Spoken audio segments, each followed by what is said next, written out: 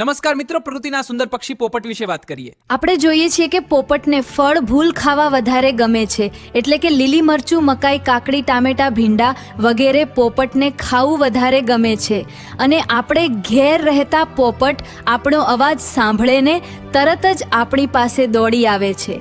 જો આ વિડીયો તમને ગમ્યો હોય તો લાઈવ છે અને સબસ્ક્રાઇબ કરવાનું ભૂલતા નહીં. જય હિન્દ, જય ભારત.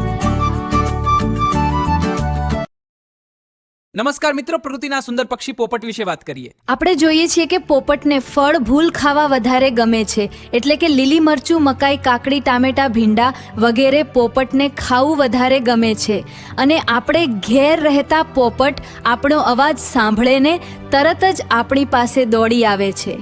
જો આ વિડીયો તમને ગમ્યો હોય તો લાઈવ છે અને સબસ્ક્રાઇબ કરવાનું ભૂલતા નહીં. જય હિન્દ, જય ભારત.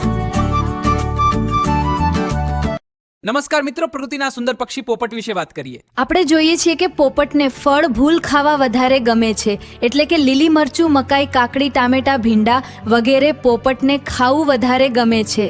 અને આપણે ઘેર રહેતા પોપટ આપણો અવાજ સાંભળીને તરત જ આપણી પાસે દોડી આવે છે. જો આ વિડીયો તમને ગમ્યો હોય તો લાઈવ છે અને સબસ્ક્રાઇબ કરવાનું ભૂલતા નહીં. જય હિન્દ,